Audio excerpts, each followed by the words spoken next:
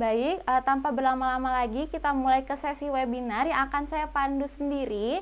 Hari ini akan ada narasumber-narasumber kita yang keren-keren, namun sebelumnya saya ingin mengingatkan bahwa link absensi akan diberikan di akhir sesi sehingga rekan-rekan tidak perlu absen di kolom chat. Lalu yang kedua akan ada hadiah nih untuk 10 penanya beruntung. Jadi dipersilahkan nanti dipersiapkan pertanyaan-pertanyaannya. Tadi formatnya adalah nama, lalu nomor telepon, lalu narasumber yang dituju, lalu pertanyaannya. Baik, kita mulai ke narasumber kita yang pertama, yaitu Ibu Leana Rizka Arista, ESOS yang merupakan Merchant Community Engagement dari Bukalapak, yang akan membawakan materi mengenai mengenal jenis usaha di dunia digital. Selamat pagi Ibu Leana. Selamat pagi. Gimana kabarnya nih, Mbak? Baik, gimana kalau Ibu Lea sendiri? Alhamdulillah baik. Alhamdulillah, posisinya di mana nih Bu sekarang? Posisi sebetulnya lagi di Bali nih sebenarnya. Waduh, berarti ini webinar kita terintegrasi di seluruh Indonesia ya Bu ya. Padahal ini ada Iya, pesertanya pasti banyaknya dari daerah Palembang nih Bu. iya betul. Enak ya kalau digital jadinya jangkauannya lebih luas gitu ya. Iya, ini merupakan sisi positif ya Bu ya dari Hmm, adanya pandemi ini. Jadi kita masih bisa bersua meskipun dalam keadaan daring ya Bu. iya betul. Betul, untuk penyampaian materinya 20 menit, nanti izinkan saya mengingatkan di 5 menit terakhir ya Bu. Oke, Baik, untuk Ibu Lena dipersilahkan. terima kasih, Mbak. Oke, ya ini saya sambil share screen ya. Selamat pagi semua teman-teman para peserta yang sudah hadir pagi hari ini. Salam hormat juga untuk para pembicara dan KOL yang hadir juga hari ini. Semoga kita semua dalam keadaan sehat dan bisa mengikuti acara pagi hari ini dengan baik gitu ya. Oke, hari ini saya akan menjelaskan tentang bagaimana kita bisa mengenal jenis usaha di dunia digital. Saya ada Leana Rizka atau biasa dipanggil dengan Lea, yaitu Merchant Community Engagement Manager di Bukalapak. Oke, nah uh, pertama kita harus bertanya dulu nih, kenapa sih kita harus mengembangkan usaha di dunia digital gitu? Mungkin beberapa di sini sudah mulai masuk ke dunia digital, mungkin ada juga yang masih bingung-bingung, masih galau gitu. Ini cocok gak sih mulai di usaha digital gitu kan? Nah, kalau misalnya kita sekarang lihat, kalau menurut data, perilaku pembelanja online, pembeli itu sebetulnya mulai banyak yang pindah ke online. Terutama dalam 12 bulan terakhir ini, aksesnya macam-macam nih. Ada 49% yang memilih untuk via PC, 53% via tablet, ada 55% via smartphone. Tapi overall, sebanyak 47% itu suka berbelanja online karena pengirimannya mudah dan dapat dipercaya. Nah, terutama kalau misalnya sekarang ini masa pandemi kan kebutuhan untuk berbelanja online lebih tinggi ya. Kalau dulu kita lebih gampang dan lebih merasa aman kalau misalnya kita pergi keluar sekalian gitu kan, pergi kemana kita sekalian berbelanja. Nah, kalau sekarang kebutuhan belanja online itu bukan cuma untuk kebutuhan berbelanja barang-barang tersier atau misalnya kayak fashion gitu, tapi kebutuhan juga untuk berbelanja barang kebutuhan sehari-hari misalnya. Nah, jadi kebutuhannya juga memang lebih luas untuk sekarang orang berbelanja via online. Oke, nah tentunya dengan menggunakan digital, ini juga menjadi potensi untuk menambah penghasilan, menjadi semakin besar. Ini kenapa? Karena kalau misalnya ini sama seperti acara hari ini gitu ya, karena dengan adanya penggunaan digital, jadi exposure-nya itu akan lebih besar. Jadi kita nggak cuma terlocalize atau nggak cuma ada di area tempat kita berjualan, tapi juga kita bisa reaching ke lebih banyak customer. Jadi biasanya kalau misalnya di sini teman-teman lokasinya ada di Palembang, yang tadinya calon pembelinya ada di sekitaran Palembang, maka dengan menggunakan digital areanya akan lebih luas gitu. Jadi orang-orang yang ada di Bali, di Kalimantan misalnya itu juga akan bisa terjangkau akan produk-produk jualan teman-teman di sini. Oke, kemudian sorry ini pindah ke sini. Nah, kalau misalnya ingin berjualan online, ada 3 poin penting yang sebetulnya harus perhatikan. Yang pertama, apakah sudah tahu produk apa nih yang mau dijual? Apakah produknya itu berupa fashion atau barang-barang rumah tangga atau produk apa? Kemudian kedua, siapa calon pembelinya? Target market kamu itu siapa? Nanti di sini akan dijelasin lagi ya, lebih detailnya. Kemudian yang ketiga, bagaimana pemasaran produk kamu? Bagaimana bisa dioptimalisasikan melalui digital? Oke, nah di sini, oke, maaf. Tadadah.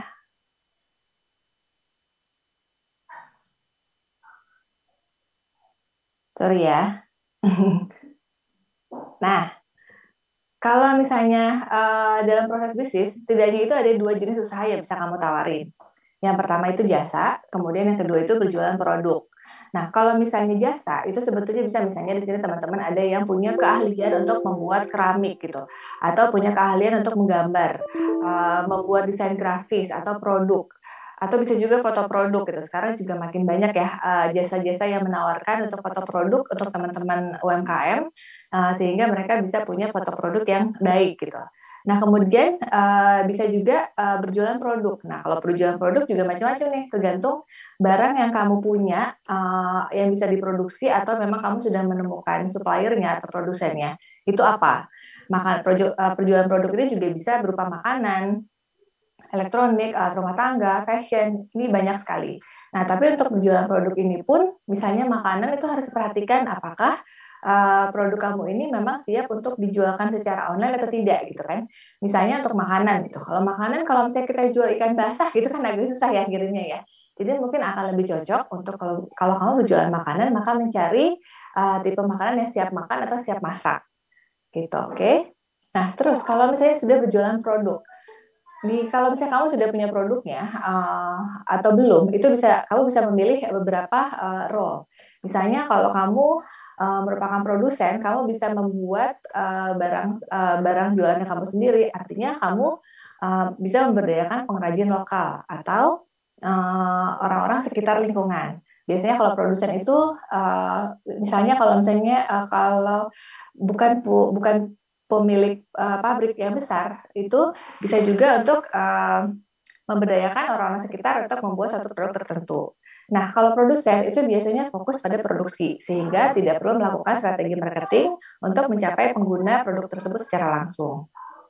Kemudian kalau misalnya kamu merupakan supplier, itu artinya kamu bisa memiliki banyak reseller untuk menjangkau pasar yang lebih luas. Dan kamu bisa fokus untuk strategi marketing untuk menjangkau lebih banyak reseller atau dropshipper. Again, tidak langsung kepada si pengguna produk tersebut secara langsung. Nah, di sini biasanya supplier itu memiliki peran yang lebih besar dalam mengatur harga pasar. Agak mirip sebetulnya sama produsen gitu di sini. Oke, kemudian untuk distributor.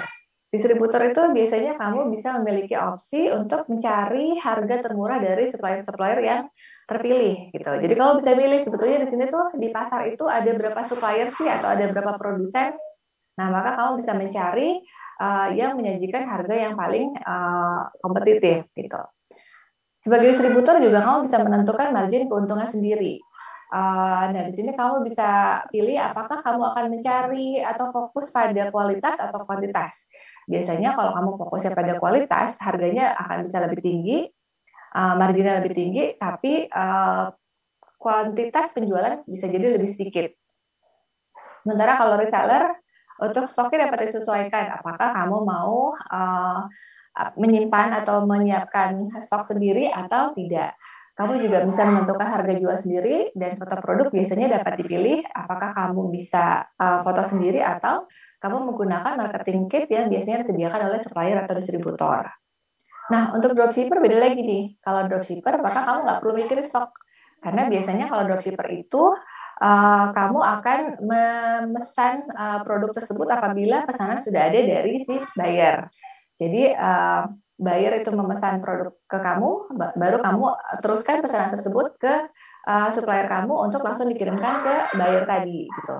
Nah, di sini kamu bisa fokus pada penjualan produk saja kepada konsumen, tapi yang harus perhatikan adalah gimana caranya menjaga flow proses pesanan dari supplier kepada pembeli, supaya kamu juga tidak mengecewakan pembeli gitu kan, waktunya nggak boleh terlalu lama. Terus kalau kamu berjualan di marketplace, maka kamu harus bisa memperhatikan waktu proses pesanan tersebut. Gitu kira-kira. Oke? Nah, Kalau kamu udah tahu nih produk atau jasa apa yang ditawarkan, kemudian kamu harus bisa mencari tahu siapa calon pembelinya. Ini bisa dengan menjawab pertanyaan seperti mereka itu siapa, usianya berapa, kegiatan yang mereka lakukan sehari-hari itu apa, berapa biaya yang harus mereka keluarkan untuk membeli produk kamu, apa yang mereka gemari. Nah, ini tuh untuk mencari tahu sebetulnya profil dari target market kamu itu seperti siapa gitu, seperti apa. Nah, ini contohnya nih, ibu-ibu muda umur 25 sampai 35 tahun dengan profil bekerja di kantoran, penghasilannya sekitar 15 juta per bulan, yang nggak punya waktu untuk masak gitu. Nah, di sini ibu-ibu ini bisa menyisihkan 100.000 per hari untuk makanan dan mereka semua adalah vegan. Nah, ini mungkin di sini berarti dengan karakter atau profil seperti ini, artinya nanti ini akan mempengaruhi strategi marketing yang akan kamu jalankan, termasuk platform dan jenis konten dan juga branding yang akan kamu tampilkan nanti. Oke, nah sekarang udah tahu nih siapa calon pembelinya. Terus gimana cara memasarkannya? Nah, persiapan melalui untuk memulai go online itu macam-macam. Jadi yang pertama, foto produknya itu harus jelas dan menarik. Karena ini penting untuk dapat pencahayaannya cukup supaya produknya terlihat jelas, nggak blur. Backgroundnya juga harus bagus supaya menarik gitu kan. Jangan juga terlalu ramai di belakang, jadi nanti foto produknya nggak terlalu jelas. Kemudian kamu juga harus menyiapkan kemasan produk yang benar-benar melindungi gitu. Jangan sampai produknya udah bagus tapi ketika sampai ke pembelinya jadinya kurang baik gitu karena kemasannya kurang mumpuni gitu. Ini juga yang harus diperhatikan. Kemasan produknya juga kalau kreatif, unik, lucu, ini jadinya bisa memancing si pembeli untuk foto kemasan kemudian posting di sosial media. Ini kan akan menjadi snowball gitu ya. Nanti akan baik untuk bisnis kita. Lalu, ini salah satu yang paling penting nih, kita harus mengetahui platform mana yang cocok atau sesuai dengan produk atau jasa yang kamu tawarkan, juga sesuai dengan calon pembeli yang tadi sudah diidentifikasi gitu. Biasanya kalau target market itu, dia biasanya main sosmed apa nih gitu. Maka kita bisa fokus di sosmed yang biasa mereka gunakan. Nah, kalau misalnya untuk brandingannya sendiri ada logonya, terus kemudian kita juga bisa menawarkan ke kerabat atau lingkungan terdekat untuk kita bisa mencari feedback apa yang kurang, apa yang masih perlu ditingkatkan gitu. Nah, kalau ada budget juga bisa cari tahu influencer yang ternama atau terpercaya yang bisa bantu untuk memasarkan produk kita. Oke? Nah, untuk platform berjualan, ini macam-macam ya jenisnya ya. Kalau kita bagi secara garis besar, itu yang pertama ada media sosial, marketplace, atau bisa juga online delivery food. Gitu. Nah, bisa juga di sini kalau misalnya udah ada teman-teman yang punya kapabilitas untuk bikin website juga bisa. Kelebihan dan kekurangannya akan beda-beda. Kalau misalnya bisa dilihat di sini untuk media sosial, marketplace, dan juga online delivery food mungkin secara gratis, secara biaya bikin akun tuh nggak ada. Kalau website biasanya masing-masing tergantung platformnya yang digunakan apa. Misalnya Blogspot atau hostingnya apa. Nah, untuk ketersediaan fitur promosi dan kelola toko ini juga beda-beda. Gitu. Biasanya akan ada kebijakan harga yang ditawarkan dari masing-masing platform. Begitu juga dengan website. Untuk ketersediaan jasa pengiriman. Nah, kalau misalnya di media sosial karena sifatnya lebih ke dari pembeli langsung ke penjualnya, maka kita sebagai penjual itu harus bekerja sama langsung dengan jasa pengiriman yang dapat digunakan. Beda dengan marketplace atau online delivery food ya, udah ada dalam sistem tersebut. Ketersediaan fitur pre-order ini juga biasanya berbeda di online delivery food gitu. Ada syarat dan ketentuan yang berlaku. Nah, untuk customer service juga, kalau misalnya di media sosial tentunya nggak ada ya, akan berhubungan langsung dengan kita sebagai penjual. Oke, nah sekarang untuk platform yang dapat digunakan untuk usaha gitu. Kalau kita berjualan produk, maka kita bisa memilih antara media sosial, marketplace, atau online delivery food seperti yang tadi sudah dijelaskan. Tapi sebetulnya kalau kamu jualan jasa, itu juga ada marketplace yang khusus. Contohnya Kreavi atau 1000 Lancer gitu. Ini bisa dicek tergantung dari jenis jasa yang kamu tawarkan. Nah, sekarang juga untuk media sosial juga sudah ada beberapa yang menyajikan program bisnis gitu. Misalnya TikTok for Business, lalu ada Instagram Shop, Facebook juga ada, Facebook for Business, WhatsApp juga ada. Nah, ini juga bisa coba dieksplor dan balik lagi kita dilihat target market kita itu biasanya mereka lebih banyak aksesnya itu ke sosial media yang mana gitu. Supaya kita nggak terlalu banyak sosial media harus ditangani, sementara penggunanya nggak begitu banyak, kan sayang effortnya gitu. Oke. Nah, untuk SEO sendiri, biasanya itu ada fitur promosi yang organik dan berbayar. Bedanya gimana? Kalau organik itu tentunya tanpa biaya biasanya ya, atau biayanya sangat kecil dan biasanya itu sudah otomatis gitu. Tapi biasanya prosesnya cukup lama dan kekurangannya itu tidak bisa menargetkan calon pembeli secara lebih spesifik gitu. Dashboard analisis juga terbatas dan semuanya masih harus dikerjakan sendiri. Sementara kalau berbayar itu biasanya memang biayanya lebih besar yang harus dikeluarkan, tapi targeting calon pembelinya itu bisa lebih spesifik gitu. Jangkauannya juga biasa lebih luas dan strategi promosinya itu bisa disesuaikan. Mereka juga biasanya bisa menyajikan dashboard analisis yang lebih lengkap gitu. Jadi kalau misalnya usahanya udah cukup matang gitu, kita udah naik kelas, itu biasanya memang harus fokus pada yang berbayar. Nggak bisa cuma organik aja. Nah, ini salah satu contoh dari setelah kita melakukan tadi ya identifikasi target market gitu. Contohnya di sini adalah Gita. Gita ini sudah punya supplier pengrajin produk piring keramik motif. Nah, tapi Gita ini butuh waktu 15 hari untuk PO ke supplier tersebut. Jadi butuh waktu pembuatan. Dan Gita ini belum punya tim, jadi semuanya serba sendiri. Sini kira-kira apa yang mesti kita lakukan ya? Oke, pertama, kita harus mencari tahu target market yang cocok. Dengan catatannya, Gita itu tadi jualan piring keramik motif ya, dengan bahan berkualitas. Maka harus tentukan pertama, pembelinya siapa? Di sini Gita ingin menargetkan kepada ibu-ibu muda yang baru mempunyai rumah atau apartemen sendiri. Kalau baru punya rumah atau apartemen sendiri, berarti harganya biasanya nggak begitu mahal harusnya ya, gitu. Berarti kita bisa menawarkan kepada mereka, karena desain yang ditawarkan itu sesuai dengan seleranya, dan harganya juga cukup terjangkau. Posisinya mereka ini di mana, lokasinya di mana? Ini kita menargetkan di kota-kota besar seperti Jakarta, Bandung, Yogyakarta, ataupun Palembang juga termasuk kota besar ya kan? Nah, kemudian platform yang jualan yang dipakai yang cocok itu yang mana ya? Di sini karena kita butuh waktu pekerjaan selama 15 hari dan juga dia tidak punya tim untuk membantu, maka kita harus memeriksa dulu nih apakah platform tersebut menyediakan fitur pre-order, karena kan waktunya butuh 15 hari tadi ya pengerjaannya. Ini harus dicek dulu apakah menyediakan fitur PO atau tidak. Kalau di marketplace biasanya ada, seperti di Bukalapak, marketplace lain juga biasanya ada PO sampai dengan 30 hari. Jadi kita bisa nih memilih marketplace sebagai tempat berjualan. Oke, lalu kedua, apakah platform tersebut menyediakan beragam kebutuhan penjualan seperti kelola toko, promosi. Nah, ini kalau misalnya ada fitur-fitur yang sudah tersedia secara sistem, itu biasanya akan lebih mudah untuk kita melakukan pencatatan penjualan ataupun memproses pesanan gitu. Maka karena kita nggak punya tim, jadi kalau misalnya udah ada itu semua kan akan lebih enak untuk kita, akan lebih rapi usahanya. Kemudian kita juga, Bu, waktunya tinggal 5 menit lagi ya Bu. Oke, siap. Kemudian kita juga harus ngecek biasanya target market kita ini menggunakan platform sosial media yang mana. Nah, sekarang kalau misalnya tadi udah jelas nih siapanya nih, kemudian bisa tentukan strategi pemasarannya. Bisa bikin logo, foto produk yang bagus, upload di marketplace dan media sosial, dan juga dari sini strategi pemasarannya bisa dilanjutkan gitu. Jadi tentukan budget yang bisa disisihkan, nanti dari sini bisa dilanjutkan dengan strategi pemasarannya, organik dan berbayar, mana yang akan diprioritaskan. Gitu. Nah, sekian dulu. Ini jadi pertanyaan setelah ini, apakah kamu sudah siap berbisnis online atau belum? Gitu, Mbak. Terima kasih. Baik, terima kasih kepada Ibu Leana atas sharing-sharing dan pemaparan materi hari ini, sangat bermanfaat tentunya, karena kan sekarang nih e-commerce itu sudah banyak sekali ya Bu ya, kayaknya semua orang hampir tiap hari nih mengaksesnya ya Bu ya. Scroll ya, cari-cari yang menarik. Dimasukin ke keranjang dulu, nanti nggak tahu nih kapan mau di gitunya.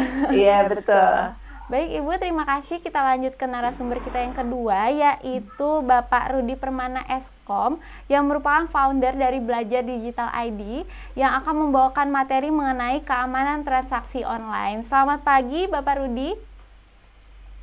Ya, pagi. Kedengaran suara saya? Suaranya terlalu kecil. Mungkin bisa dikencangkan Halo? sekali. Ya. Ya, halo, sudah kedengaran suaranya? Sudah terdengar. Mungkin nanti bisa diperjelas lagi apa bisa dikencangkan sedikit. Baik. Untuk pemaparan materi hari ini mengenai keamanan transaksi online ya, Pak? Ya, benar. Ya, baik. Untuk Bapak Rudi Permana, waktu dan tempat dipersilahkan. Ya, terima kasih Mbak Astrid. Ini slide-nya sudah terlihat ya, Mbak? Sedang proses, Pak? Iya, sudah terlihat. Ya. Oke, Assalamualaikum warahmatullahi wabarakatuh. Oke, terima kasih kepada teman-teman di sini. Pada kesempatan ini saya akan membawakan materi tentang keamanan transaksi online.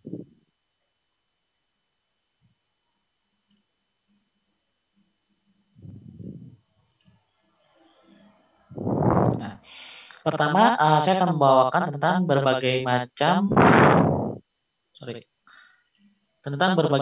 pembayaran transaksi.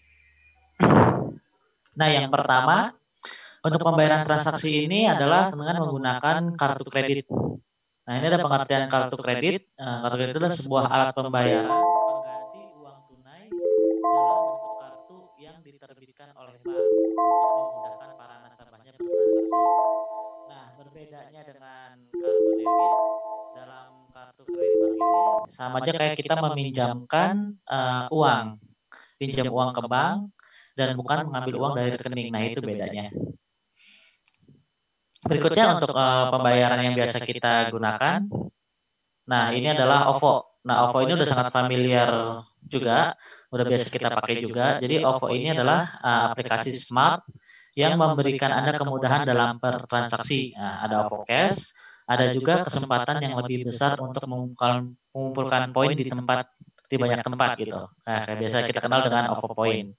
Nah, baik OVO Cash maupun OVO Point ini kan kita bisa gunakan juga untuk berbelanja juga ya, untuk bertransaksi online. Nah, jenis yang ketiga yang biasa kita gunakan untuk transaksi adalah GoPay. Nah, GoPay ini adalah uang elektronik yang bisa dipakai untuk melakukan transaksi pembayaran dan keuangan melalui aplikasi Gojek. Nah, ini mungkin Bapak Ibu teman-teman di sini sudah pakai semua ya. Tadi ada OVO, GoPay gitu yang biasa kita pakai. Ada juga yang keempat, itu ada Dana. Nah, Dana ini adalah aplikasi platform dompet digital yang didesain untuk menjadikan setiap transaksi dapat dilakukan secara non-tunai, baik online maupun offline. Nah, ini biasanya kita pakai juga nih buat transaksi, baik itu isi pulsa, pembayaran-pembayaran, ataupun kita langsung pembayaran langsung di beberapa merchant gitu kan. Kita bisa pakai juga pakai Dana. Nah, selain yang tadi saya sebutkan, masih banyak lagi sebenarnya, atau biasa kita kenal dengan namanya payment gateway. Jadi payment gateway ini adalah gerbang perantara transaksi jual beli online melalui aplikasi yang dapat melakukan otorisasi proses pembayaran menggunakan kartu kredit, transfer antar bank atau pembayaran langsung. Nah, ini contohnya banyak. Kita kan biasa kalau transaksi online bisa bayar langsung di Indomaret, Alfamart, Alfamidi, atau bisa menggunakan kayak ShopeePay, ShopeePay Later, atau pembayaran bank, BNI, Mandiri, BNI banyak. Nah, itu adalah jenis-jenis dari payment gateway. Nah, setelah memahami tentang pembayaran, kita akan memahami tentang gimana caranya agar data kita aman. Perlindungan data pribadi, terutama untuk akun-akun pembayaran yang biasa kita gunakan. Yang pertama, itu kita bisa gunakan PIN. Nah, biasanya kan kita udah sering nih PIN, baik itu PIN ATM, PIN aplikasi mobile, itu pasti menggunakan namanya PIN. PIN itu adalah nomor identifikasi pribadi, merupakan angka sandi rahasia antara pengguna dan sistem. Nah, di sini biasanya PIN ini adalah kombinasi biasanya 6 digit ya, 6 digit angka yang mana tidak boleh tanggal lahir anak, tanggal-tanggal yang biasa kita pakai. Jadi PIN ini harus benar-benar yang benar-benar unik gitu. Bukan kaitannya dengan tanggal lahir atau misalkan hal-hal khusus misalkan kayak ada mirip-mirip sama nomor HP lah atau sama nomor rumah atau nomor apa, kombinasi-kombinasi yang gampang ditebak itu jangan. Usahakan benar-benar kombinasi angka yang susah ditebak oleh orang lain. Yang kedua adalah password. Password itu adalah kata sandi, kumpulan karakter atau string yang digunakan oleh pengguna jaringan atau sebuah sistem operasi yang mendukung banyak pengguna untuk memverifikasi identitas dirinya kepada sistem keamanan yang dimiliki oleh jaringan atau sistem. Nah, di sini password ini sama tadi, nggak boleh nama sendiri, nggak boleh nama misalkan orang tua, nama anak, tanggal lahir. Nah, jadi usahakan ada kombinasi huruf besar, huruf kecil, simbol, dan angka gitu. Itu harus terkandung dalam password yang benar-benar bagus gitu, benar-benar kuat. Jadi harus ada simbolnya, harus ada huruf besarnya, harus ada huruf kecilnya, harus ada angkanya gitu. Dan mudah diingat juga. Nah, itu untuk password. Berikutnya adalah keamanan ganda. Two factor authentication atau biasa kita kenal dengan 2FA. Nah, ini dari Investopedia. Two factor authentication adalah sistem keamanan yang merupakan dua jenis autentifikasi yang dilakukan penggunanya. Nah, jadi dengan adanya dua faktor ini kita bisa memperkuat keamanan. Misal, tadi kan udah jelas ada PIN, ada password, ada PIN, ada password ya. Jadi kita bisa gunain dua itu. Jadi untuk masuk ke aplikasi kita bisa aktifin PIN-nya juga. Setelah PIN akan meminta password gitu kan. Atau setelah PIN kita akan minta izin dari mobile atau dari handphone. Atau bisa juga ketika kita login juga kita akan diminta suruh menginput kode OTP. Gitu yang dikirim di SMS maupun di WhatsApp.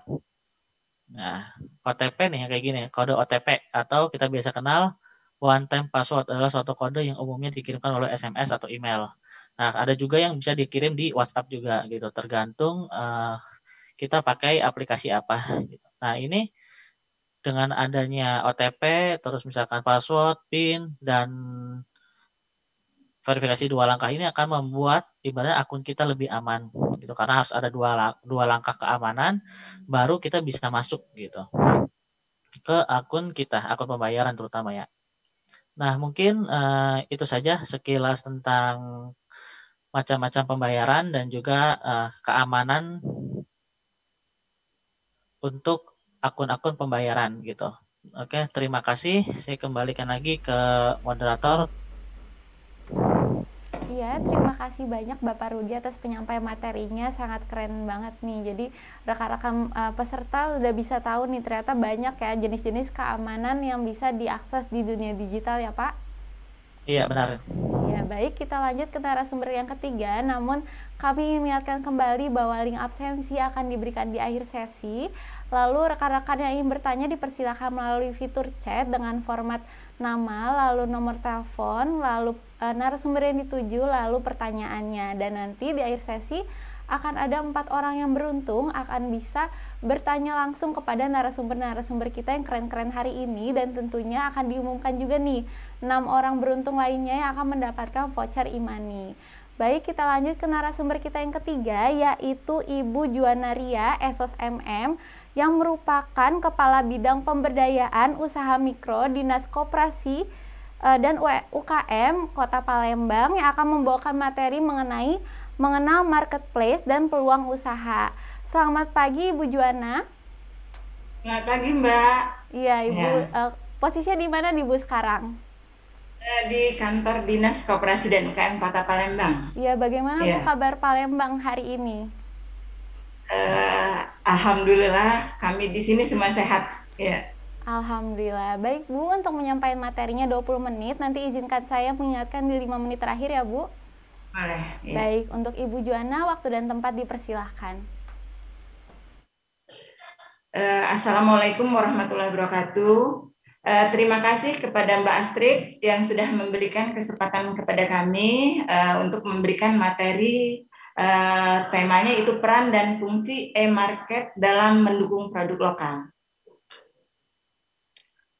Seperti yang sudah diketahui oleh masyarakat Kota Palembang, yaitu bahwa Palembang mempunyai misi Palembang Emas Darussalam 2023, di mana dalam visi tersebut diteruskan lagi menjadi misi, yaitu ada mewujudkan masyarakat yang religius, berbudaya, beretika, melalui pembangunan budaya integritas yang didukung oleh pemerintahan yang bersih, berwibawa, dan profesional. Kemudian mewujudkan ekonomi kerakyatan yang inovatif dan kreatif serta berdaya saing tinggi. Nah, di sini kami dari Dinas Koperasi dan UKM Kota Palembang ini merupakan salah satu misi dari dinas kami, yaitu agar ekonomi kerakyatan dapat bersaing tinggi dari daerah-daerah lainnya.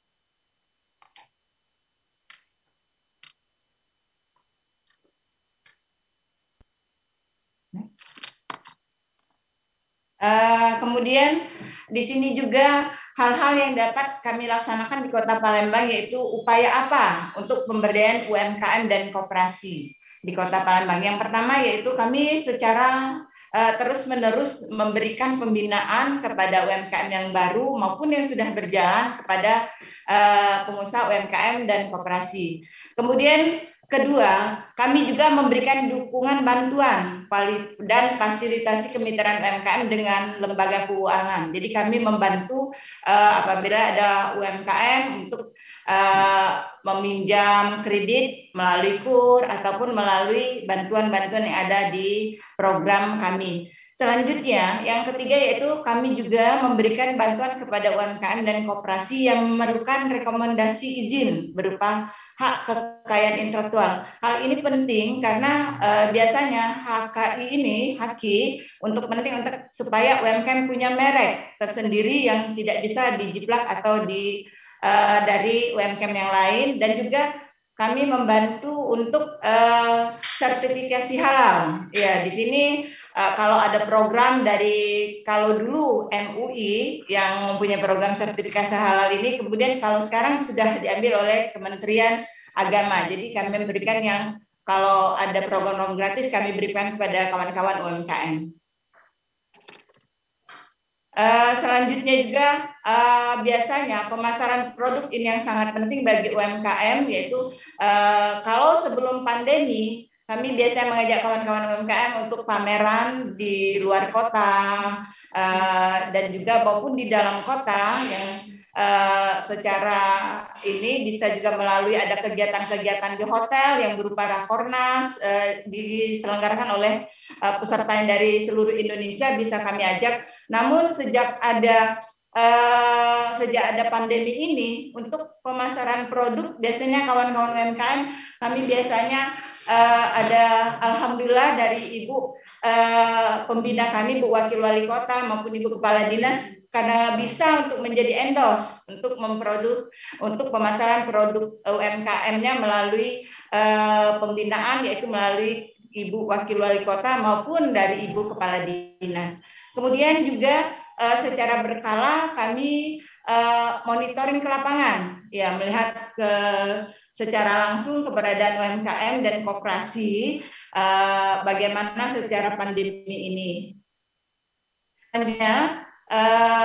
Pembinaan ini dilakukan secara berkala, yaitu secara 3 bulan sekali dan secara insidental.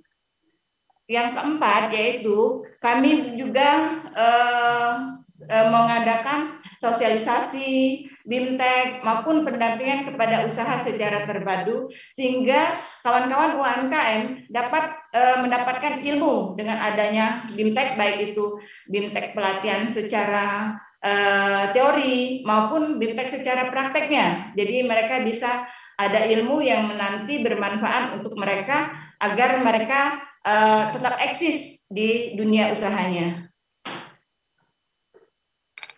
Nah, di sini ada definisi e-market, yaitu e-marketing berasal dari 2 suku kata, yaitu electronic marketing. Berarti secara umum adalah e-marketing adalah bentuk strategi pemasaran produk, baik barang maupun jasa, dengan menggunakan media elektronik atau internet. Fungsi e-market yaitu menyamakan pembeli dan penjual. Ya, di sini berarti pembeli dan penjual dapat berhubungan langsung, kemudian memfasilitasi proses pertukaran, kemudian menyediakan infrastruktur kelembagaan yang memungkinkan terjadinya efisiensi fungsi pasar. Ya, di sini kita tidak perlu lagi mau ke toko offline, jadi dengan adanya e-market ini.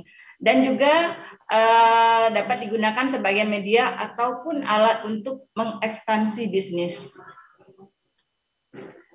Kelebihan e-marketing yaitu yang pertama, yaitu konsumen dapat menjangkau lapisan konsumen dalam suatu lingkungan yang belum dipenuhi atau disentuh oleh pesaing lain. Kemudian e-marketing merupakan konsumen yang telah terbagi ke dalam kelompok serta membangun dialog berkelanjutan. Di sini bisa nantinya penjual dan pembeli langsung berdialog langsung tanpa face to face secara online. Jadi, kemudian yang ketiga, e-marketing ini memungkinkan transaksi bisnis dilakukan secara elektronik sehingga biayanya relatif rendah, ya murah memang. Karena biasanya kadang-kadang di online tersebut barang yang kita butuhkan atau yang kita beli lebih murah dibanding dengan toko offline. Memang itu yang memang barangkali kalau di toko offline ada pajaknya. Kemudian kalau melalui online, pembelian tersebut tidak dikenakan pajak. Di sini yang banyak disukai oleh para konsumen. Kemudian juga tadi sudah disebutkan bahwa relatif lebih rendah karena apa? Tanpa melewati jalur distribusi. Ya, biasanya kalau kita beli ke toko kita harus siap-siap dari rumah, langsung beres-beres dari rumah, langsung mau ke toko offline. Ini tidak cukup di dalam rumah, kita lagi santai, lagi bisa kita memesan langsung produk yang mana akan kita butuhkan. Kemudian produk yang kita butuhkan tersebut akan didapatkan penjualannya sangat cepat. Di sini ini kelebihannya e-market tersebut. Dan juga dapat melacak kegiatan penjualan yang sudah terjadi. Kita lihat dari melalui e-marketing apa yang kita lakukan. Selanjutnya, e-marketing memungkinkan kita juga untuk dapat mengawasi pesaing. Nah, di sini juga karena tidak melewati jalur distribusi, jadi ada dialog antara perusahaan dengan konsumen dalam e-marketing. Jadi langsung bisa face to face tapi melalui online, ya, tidak ketemu langsung tapi bisa kita melalui dialog untuk ketemu. Dan juga produk atau informasi baru dapat kita lihat di email atau file transfer. Di sini waktunya tadi sudah disampaikan bahwa kita dapat mengakses apa-apa yang akan kita butuhkan itu bisa diakses dalam 24 jam penuh. Jadi bisa kita tanpa ribet, tanpa juga untuk 24 jam kita dapat akses juga. Selanjutnya yaitu bahwa ini untuk produk lokal ini sangat penting sekali, terutama di Kota Palembang, jangkauannya lebih luas. Ya, kenapa kami dibelas seperti produk Palembang, misalnya pempek, kemudian produk untuk fashionnya, misalnya kain songket, kain jumputan, kain tajung, ini bisa ke mancanegara. Nah, ini bisa tidak hanya di Kota Palembang, bisa secara nasional maupun secara mancanegara bisa dijangkau penjualannya melalui e-marketing. Untuk e-marketing ini mengurangi biaya pemasaran, ya, karena kita tidak perlu membuat outlet yang berbentuk fisik, tidak perlu spanduk atau brosur dan lain-lainnya, sehingga biaya pemasaran akan lebih rendah, jadi tidak banyak untuk pemasarannya. Selanjutnya, dengan saling menjalin hubungan konsumen dan komunikasi terjadi interaktif, ya, memanfaatkan ruang diskusi seperti chatting ataupun email.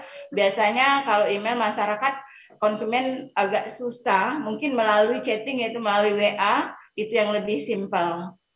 Selanjutnya, strategi e-marketing dapat memberikan nilai lebih dalam menghadapi persaingan bisnis.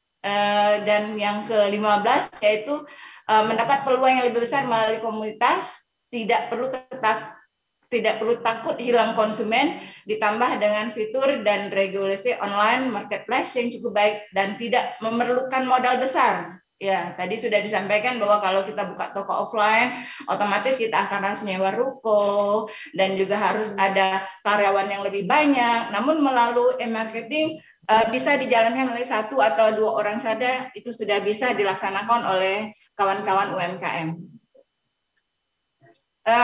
Ini elektronik e-market untuk kemajuan UMKM. Ya, e-market ini menjadi peluang besar bagi kawan-kawan UMKM untuk memasarkan dan membangun bisnisnya, ya, dengan akses pasar sehingga membuka lapangan pekerjaan serta memberikan dampak positif bagi sektor pendukung bisnis e-market lain sehingga akhirnya memberi kontribusi bagi percepatan pertumbuhan ekonomi Indonesia. Ya, sejak terjadinya pandemi ini, sekarang banyak yang punya usaha, terutama ibu-ibu ya di dalam industri rumahan, jadi bisa berusaha yang ibu-ibu yang memang mungkin kena pandemi ke PHK, jadi bisa membuka usahanya di dalam rumah atau industri rumahan. Nah, ini sudah dijelaskan tadi bahwa dapat melakukan ekspansi atau perluasan untuk memasarkan produk usahanya ke luar negeri, baik itu di dalam maupun luar negeri, sehingga lebih mudah untuk melalui platform digital. Jadi diharapkan nantinya UMKM akan menjadi motor penggerak utama dalam membantu pertumbuhan perekonomian nasional.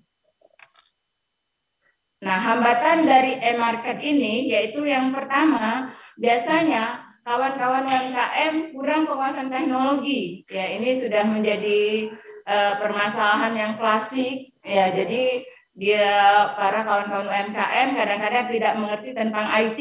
Nah, ini harus didorong supaya kawan-kawan UMKM mau belajar dan belajar untuk dapat memajukan usahanya melalui e-market. Kemudian yang kedua, kurang kemauan. Nah, ini kemauan harus didukung dengan didorong dengan sebesar-besarnya kepada UMKM untuk memakai e-market atau e-commerce bagi kemajuan bisnisnya. Ya, karena memang ini dunia sudah tidak seperti dulu lagi, jadi harus lebih ikut perkembangan zaman. Nah, ketiga yaitu tadi sudah kurang mengikuti perkembangan teknologi. Kemudian ini yang keempat, kurang meratanya infrastruktur teknologi informasi ke beberapa daerah. Barangkali di daerah-daerah yang masih pelosok, nah ini yang kadang-kadang internetnya yang jadi permasalahan. Internet masalahnya mungkin belum ada jaringan internetnya. Ini yang jadi infrastruktur harus yang didukung oleh pemerintah agar e-market ini dapat tumbuh dan kembang di seluruh Indonesia. Kemudian yang kelima ini sudah tadi kurangnya pemahaman dan pengetahuan para UMKM dalam IT.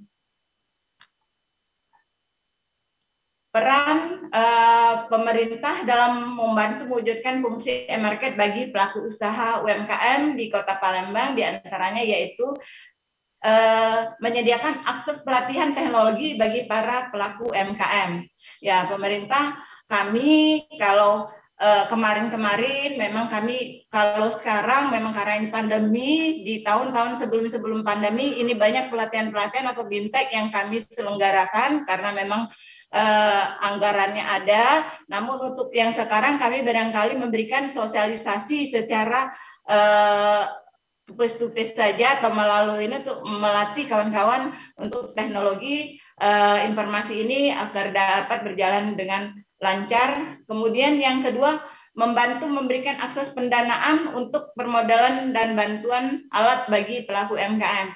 Ya, kami di tahun 2020 kemarin memang ada bantuan alat untuk para pelaku UMKM dan juga bantuan website sehingga mereka ada 100 teman-teman UMKM yang mendapatkan website agar dapat dia punya toko online seperti ada 100 kawan-kawan UMKM seperti Bukalapak, seperti Blibli atau Lazada. Jadi mereka bisa mengoperasionalkan sendiri sebanyak 100 orang website di tahun 2020 dan sampai sekarang masih berlangsung. Jadi itu yang salah satu bantuan dari kami dan juga ada bantuan untuk permodalan yang memang dari ada program pemerintah Kota Palembang yaitu pinjaman tanpa bunga tanpa agunan yang besarannya adalah 3 juta untuk kawan-kawan UMKM tanpa bunga dan tanpa agunan.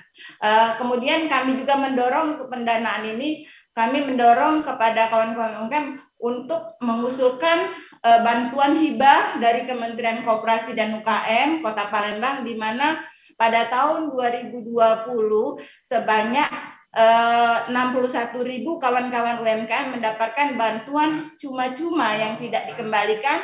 Per UMKM adalah 2.400.000,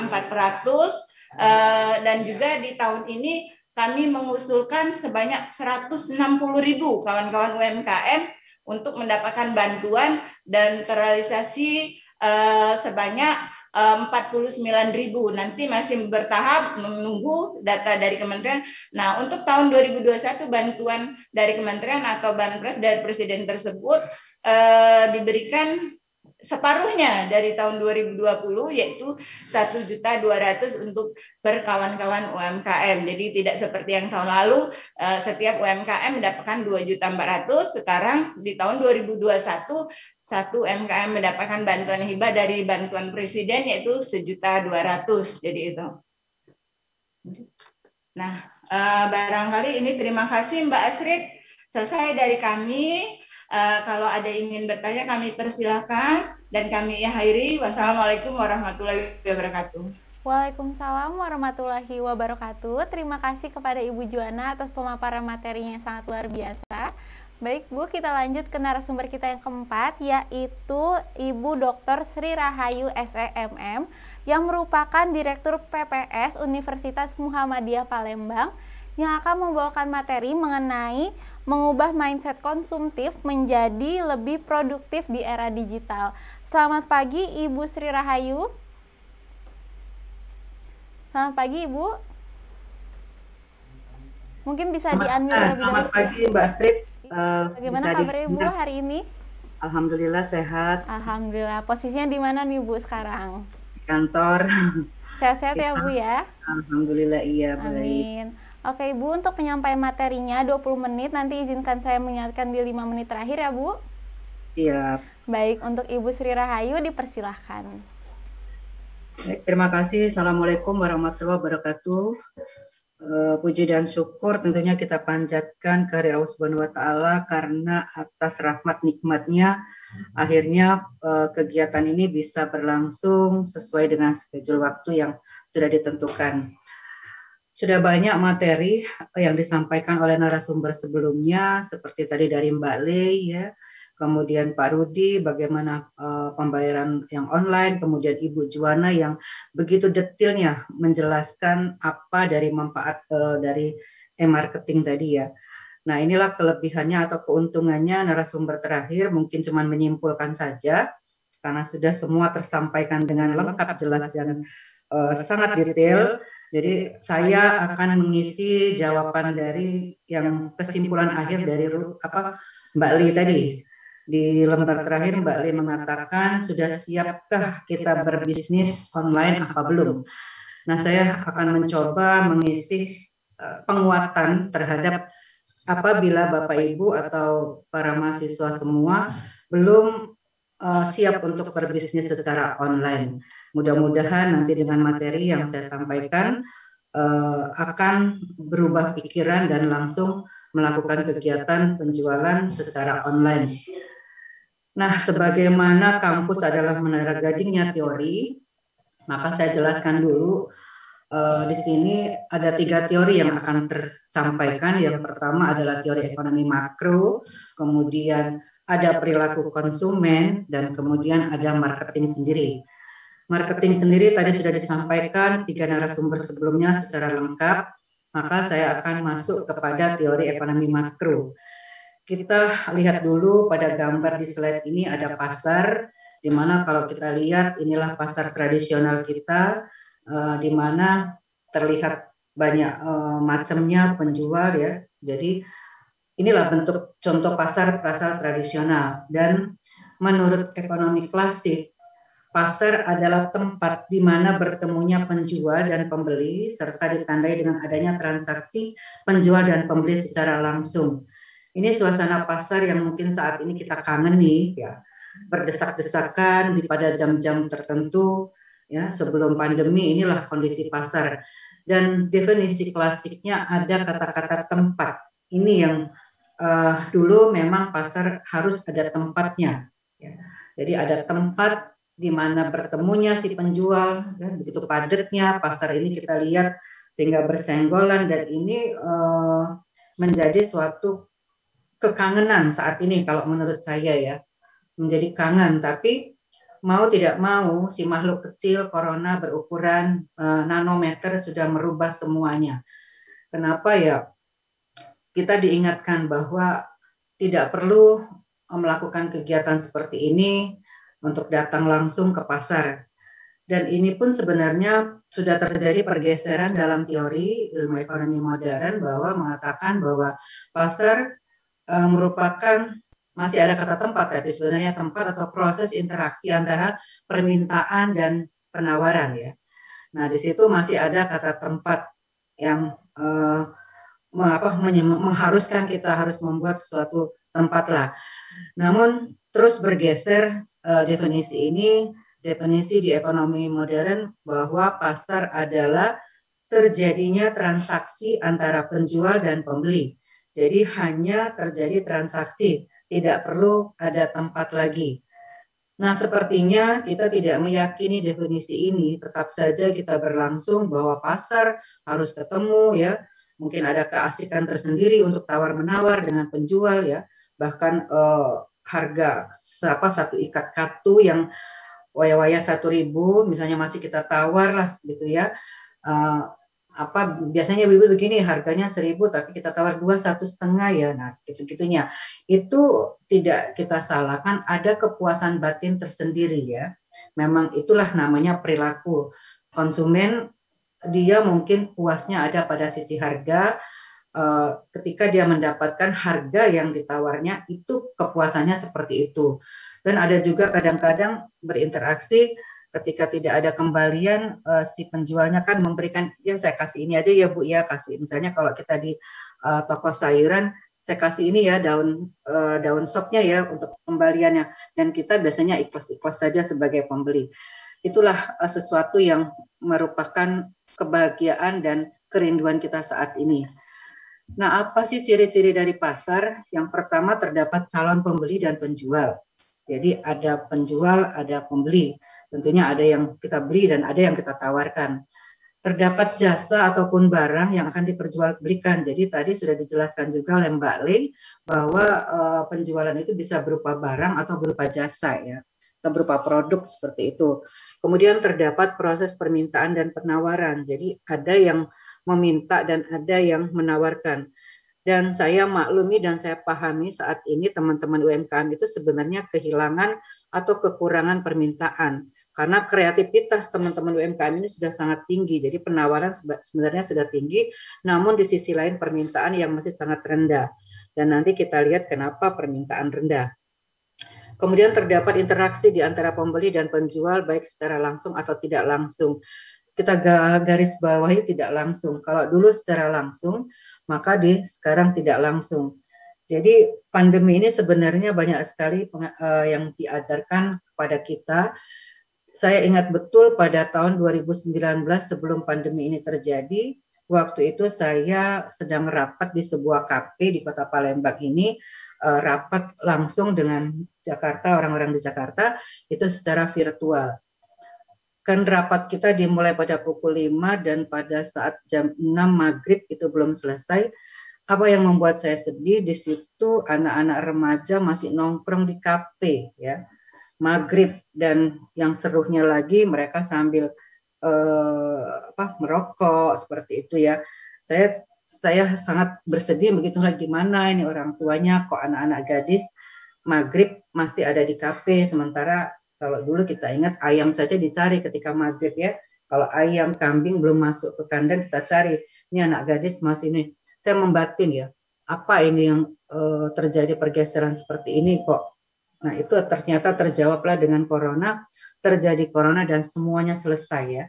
Kafe-kafe tutup waktu itu ya, restoran-restoran tutup.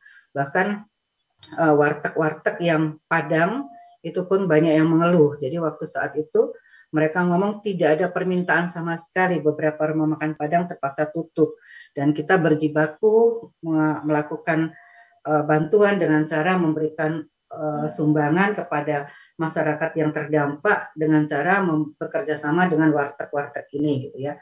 Dan itu tidak perlu saya datang ke wartegnya memesan, tapi cukup saya lewat WA dan transfer, dan sumbangan juga dari teman-teman semuanya lewat grup WA, lewat transfer. Nah, ini kan menjadi pembelajaran bagi kita bahwa tidak harus kita menghabiskan waktu di luar rumah untuk berproduksi atau berjualan seperti itu ya. Nah, satu pelajaran lagi yang muncul dalam diri saya mungkin adalah pelajaran dari sisi agama. Kenapa sih kita tidak boleh sekarang ini keluar rumah terlalu lama gitu ya? Karena memang kita sudah kadang-kadang lupa. Kita bangun rumah bagus-bagus, hebat-hebat, ya keren-keren dengan furniture, tapi pergi pagi pulang sore. Jadi di mana sih baiti janati itu nggak terlihat. Akhirnya siapa yang menikmati rumah kemewahan kita adalah pembantu atau asisten rumah tangga kita. Ya. Yang kedua, kita disuruh menutup mulut, hidung dengan menggunakan masker. Ini kan sesuai dengan ajaran kita harus menutup aurat. Saya prihatin sekarang ini kalau kita lihat bahwa di mal-mal itu, kenapa ya tren fashion itu celana-celana pendek yang di atas, bahkan saya bilang di atas paha, bukan di atas lutut lagi ya. Dan itu menyalahi atau tidak sesuai lah dengan atribut berpakaian secara agamis ya. Kemudian kita selalu mencuci tangan, disuruh mencuci tangan, terus menjaga kebersihan. Itu juga tidak terlepas dari agama kita, bahwa kita harus menjaga wudhu kita dari waktu ke waktu. Nah, inilah yang saya ambil makna yang sangat besar, bahwa si virus ini diturunkan oleh Allah untuk memberi pelajaran kepada kita. Karena mungkin sudah capek kita mengatur lalu lintas juga ya, menggunakan kendaraan sendiri-sendiri, satu keluarga 5 orang 5 kendaraan. Artinya apa? BBM-nya yang meningkat secara langsung, permintaan terhadap BBM juga meningkat, dan juga terjadi kemacetan. Tapi dengan adanya pandemi ini terlihat sekali jalanan agak sepi ya, tidak terlalu antri panjang di pom bensin seperti itu. Jadi maka kalau saya selalu bersyukur dan mengambil hikmahnya saja. Nah, tidak hanya di dunia bisnis, tapi di dunia pendidikan juga kita kan sudah memasuki tahun kedua belajar secara online seperti itu. Saya mungkin sangat merasakan bahwa mahasiswa sangat mungkin tidak puas dengan sistem pembelajaran ini, tapi namun mau tidak mau kita harus berubah seperti itu ya. Meskipun nanti pandemi ini selesai, pemerintah juga sudah punya program bahwa perkuliahan tidak hanya akan dilaksanakan secara offline secara 100%. Nanti sistemnya 60-40. 60 kita belajar memberikan materi secara online, 40-nya kita ketemu di kelas. Jadi mulai dari sekarang kita sudah siap mental. Nah, tadi kan sudah dijelaskan secara detail oleh Ibu Juwana bahwa pasar elektronik atau e-dagang atau elektronik e-commerce ya adalah penyebaran, pembelian, penjualan, pemasaran, dagang, dan jasa melalui sistem elektronik seperti internet atau televisi atau jaringan komputer lainnya. Minggu yang lalu saya mereview IKM di Sumsel ya. Kebetulan kan ada IKM UUD gitu. Nah, dari beberapa peserta itu ternyata mereka adalah anak-anak muda yang dulunya jualan di pasar tradisional, mereka sudah buka pasar secara online. Dan terus terang rupanya saya selama ini sudah memanfaatkan pasar online tersebut. Karena saya tidak pernah ke pasar ya. Selama 2 tahun ini tidak pernah ke pasar, tapi lewat itu. Jadi kalau dia kan membatasi sampai jam 9 malam. Jadi kalau habis maghrib baru saya pesan apa kebutuhan besok, misalnya ikan, sayur atau apa, kemudian nanti pagi-pagi jam 8 sudah diantar ke rumah saya. Jadi memang sangat terbantu. Coba kalau misalnya saya harus ke pasar, posisi misalnya saya nggak bisa nyetir, harus nunggu orang lain bantuin saya ke pasar ya, terus harus kata Ibu Juwana harus dandan dulu. Nah, tapi kalau dengan kondisi sekarang kan saya sambil tiduran ya, habis sholat maghrib sambil tiduran menunggu isya, saya bisa pesan apa yang akan saya butuhkan besok, saya beli, dan tinggal nanti tak perlu saya keluar rumah, tidak perlu saya berpakaian bagus, tidak perlu saya pakai make up, cukuplah dari pakai daster ya, tinggal pesan dan besok semua perlengkapan atau yang akan saya pesan sudah datang di jam 8 pagi, bahkan dengan sarapan bisa juga. Nah, ini kan kreativitas anak-anak muda yang cepat mengambil peluang itu. Dia tahu persis, ibu-ibu mungkin takut, masih ada bagian besar ibu-ibu yang takut ke pasar, dia lakukan kegiatan penjualan secara online. Nah, apa sih EMS tadi? Adalah sebuah sarana yang menggunakan teknologi informasi dan komunikasi untuk melakukan penyajikan penawaran dalam sebuah segmen pasar. Siapa segmen yang akan kita layani? Tentunya bisa kita langsung tuju seperti yang dijelaskan Ibu Mbak Li tadi, jelas segmennya, targeting kita siapa ya. Kalau misalnya memang anak-anak muda, dia ada di mana sih? Apa dia ada di YouTube, apa ada di Instagram, atau di Twitter, atau di Line ya. Di situ tempat berkumpulnya anak-anak muda. Tapi misalnya, oh mak-mak sasarannya, mak-mak kemana sasarannya? Ya sebagian besar mak-mak masih pada Facebook lah ya. Rata-rata ke Facebook karena memang sebagian besar mudah di Facebook seperti itu. Nah, selanjutnya kita lihat dulu deh kembali ke teori, apa sih ciri-ciri dari pasar tradisional dan ciri-ciri dari e-commerce tadi. Kalau di pasar tradisional itu pembelian dan penjualan itu bertemu secara langsung. Bayangkan saat ini bila kita harus bertemu secara langsung dengan varian yang baru ini dan lebih gawat lagi. Senin kemarin saya baru pulang dari Jakarta, saya melihat langsung kondisi di beberapa rumah sakit ya, memang sangat memprihatinkan, di mana ruang rawat inapnya sudah full, ruang IGD-nya juga sudah waiting list banyak sekali, belum lagi di terasnya, dan itu memang saya lihat dengan mata kepala sendiri. Jadi saya sempat berinteraksi dengan beberapa pasien bagaimana bisa tertular hanya karena dia membuka masker pada saat bertemu teman sekerja, seperti itu ya. Kami selama ini katanya sudah cukup menjaga, tapi waktu makan saya berhadapan katanya, itu langsung tertular seperti itu. Dan sangat sakit ya, sangat sakit terkena COVID ini. Jadi makanya hindarilah untuk berinteraksi keluar. Kalaupun terpaksa, gunakan saat ini masker tidak bisa satu lagi tapi berlapis, gunakan masker medis satu dan di luarnya bisa digunakan masker kain. Jadi seperti itu. Kemudian bila perlu pakai face shield lah ya kalau misalnya, karena kita nggak tahu OTG dan penyebaran lewat udara sudah sangat tinggi dan di Palembang sudah ada. Jangan sampai kita mengalami seperti itu. Yang kedua, transaksi terjadi secara langsung. Kita memberikan uang dan si penjual memberikan barang. Ya. Kita nggak tahu uang itu beredar dari mana, ya kita terima seperti itu dan otomatis masuk ke dompet kita, dompet uang dalam dompet kita tercemar, bawa ke rumah, ya di rumah anak kita minta uang misalnya, buka dompet terkena lagi, makanya bisa ada yang kena sampai satu rumah, kena semua gitu. Mohon ya. maaf Ibu, waktunya tinggal 5 menit lagi. Oh, kirain masih panjang, sorry. Ibu. Mekanisme transaksi dengan tawar-penawar itu tadi, kepuasan konsumen berbeda-beda, ada emak-emak yang hobinya nawar, disitulah tingkat kepuasannya ya. Menyediakan segala macam barang, ada semua di pasar mau apapun, kemudian untuk tradisional misalnya menyediakan satu jenis barang. Sementara kalau e-commerce tanpa batas, jadi itulah pentingnya kita bahwa di e-commerce tidak terbatas dan transaksinya anonim, digital dan non-digital bisa, produk dan barang semuanya bisa. Ini kalau secara offline banyaknya tahapan yang harus kita lewati, bandingkan dengan online hanya sedikit ya, seperti itu.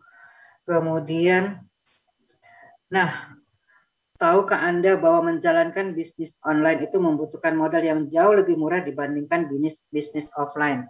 Contoh, misalnya adik-adik mahasiswa kepengen buka kios di mall karena orang tua misalnya memberikan modal.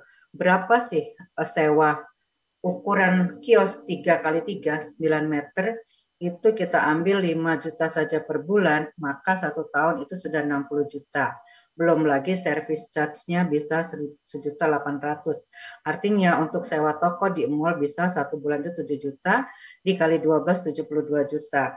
Nah, kalau kita lakukan secara online maka sudah mengurangi biaya produksi sebesar 72 juta. Jadi tidak usah ragu ketika kita belanja online, kenapa murah ya, jangan-jangan bohong, jangan-jangan palsu.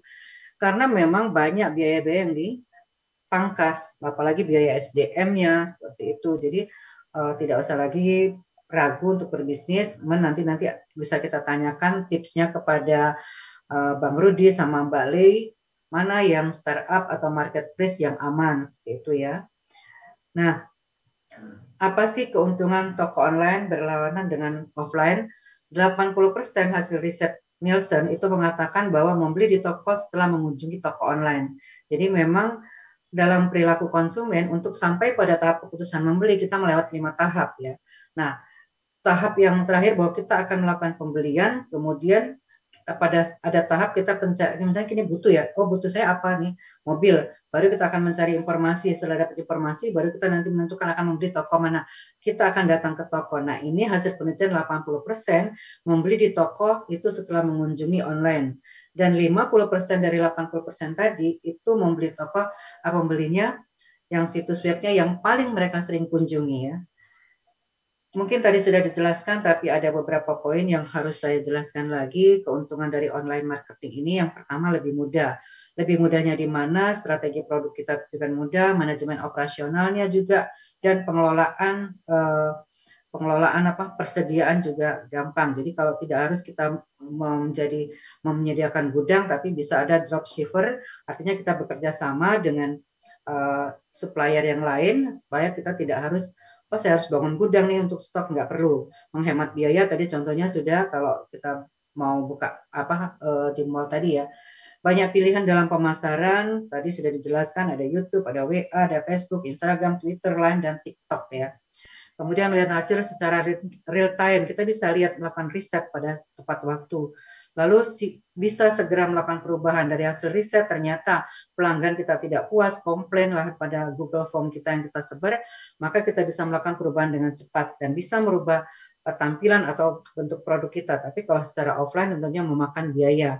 Lalu penjualan terjadi secara cepat dan meningkatkan keuntungan dan memudahkan pengelolaan, dan terakhir yaitu membantu riset pasar.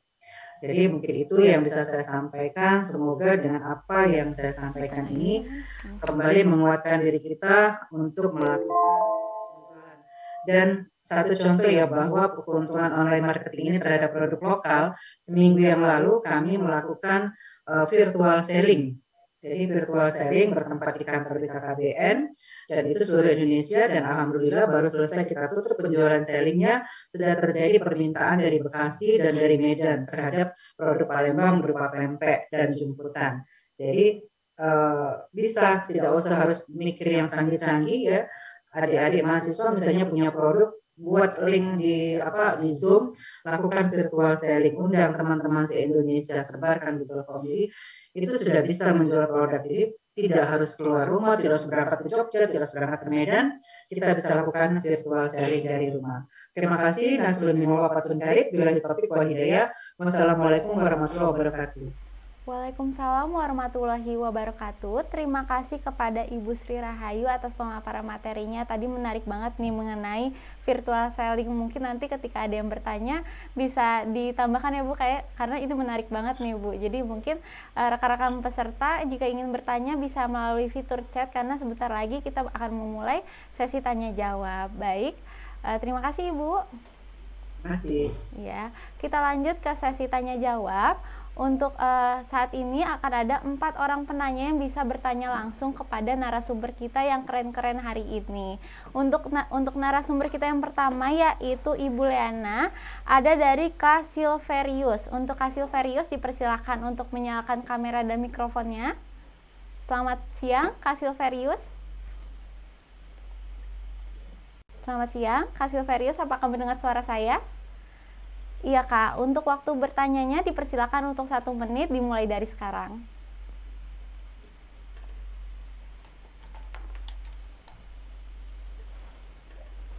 Baik Kak, bisa dimulai untuk pertanyaannya. Suara saya bisa di-unmute terlebih dahulu Kak? Bisa dengar suara saya, Mbak? Baik Kak, sudah terdengar. Oke, yang mau saya tanyakan kepada Ibu Liliana Rista Arista, pada saat berbisnis e-commerce, faktor shipping dan packaging sangatlah utama. Padahal sudah kita packaging lebih baik, tapi setelah sampai kepada pelanggan, nyatanya menjadi kurang bagus, sehingga pelanggan itu tidak puas. Bagaimana mengatasi hal tersebut, Mbak? Oke, terima kasih pertanyaannya tadi soal packaging ya. Iya Kak, dipersilakan untuk Ibu menjawab, waktunya 2 menit.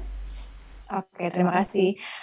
Ya menarik sih, biasanya memang terutama kalau masalahnya misalnya produknya makanan atau kriya gitu ya, packagingnya berarti harus seperti apa. Nah biasanya memang kalau untuk masalah packaging ini harus ada trial dan error gitu. Jadi harus dicoba dulu, misalnya kalau untuk pengiriman via logistik biasa gitu, pos atau JNE, si cepat itu mereka seperti apa, prosesnya kemudian sampainya nanti akan seperti apa. Terus dicoba juga, misalnya kalau pakai ride hailing gitu ya, misalnya GoSend atau GrabCar itu juga nanti akan seperti apa gitu. GoSend atau Grab Express, sorry. Nanti itu akan seperti apa sampainya. Jadi memang kadang-kadang packaging ini tricky gitu dan memang harus coba-coba dulu kira-kira seperti apa kemasannya itu, gimana bentukannya, terus nanti packagingnya itu apakah perlu misalnya tanaman gitu, berarti kan nanti ada beda lagi tuh ya, kalau tanaman berarti harus pakai kayu misalnya, atau nanti gimana caranya supaya tanahnya nggak usah dibawa tapi tanamannya tetap hidup gitu.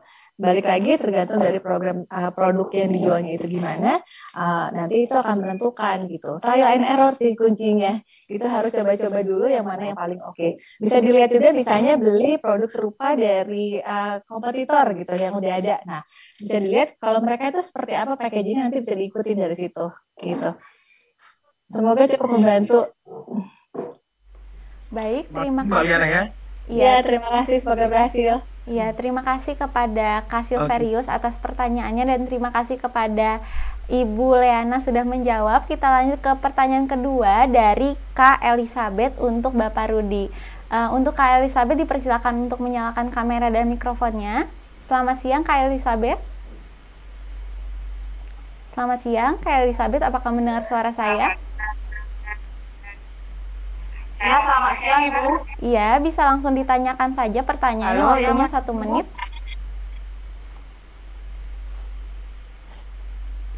Ya, tadi pertanyaan saya, bagaimana cara memberikan edukasi kepada masyarakat yang usianya di atas 50 tahun tentang sistem keamanan uang digital? Terima kasih kepada Kak Elizabeth atas pertanyaannya. Dipersilakan untuk Bapak Rudi menjawab, waktu menjawabnya 2 menit. Ya, terima kasih untuk Mbak Elizabeth. Suara saya jelas nggak ya? Sudah jelas? Oke. Halo Pak. Ya, jadi gini, tadi pertanyaan adalah gimana caranya kita untuk yang itu ya, edukasi untuk masalah keamanan uang digital ya. Nah, ini kan posisinya usia yang 50 ke atas. Nah, biasanya untuk yang 50 ke atas itu mereka adalah pedagang ya, Mbak ya. Posisinya mereka berdagang apa sebagai customer?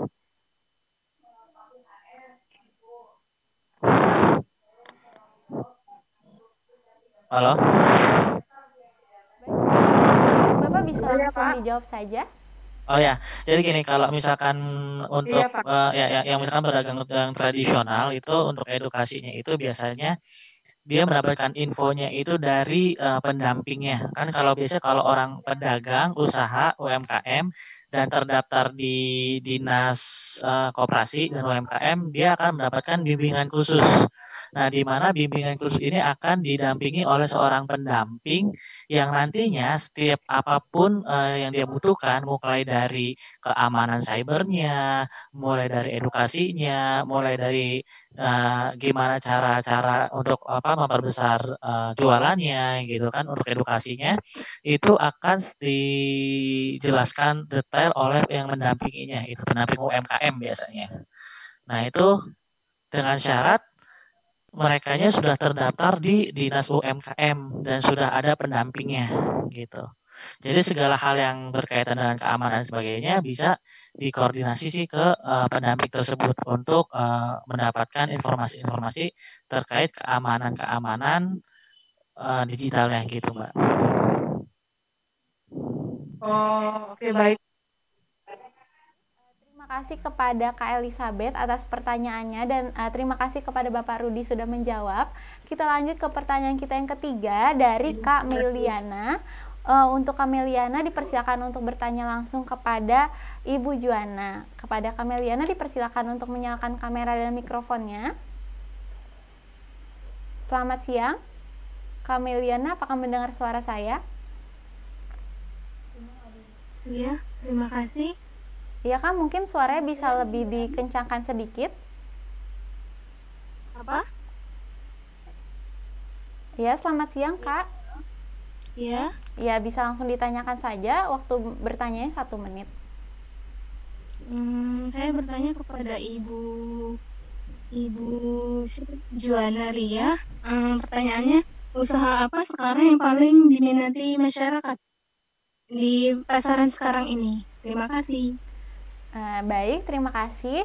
Dipersilakan untuk Ibu Juana menjawab, namun untuk kakak penanya yaitu Kak Meliana dipersilakan untuk menyalakan kameranya.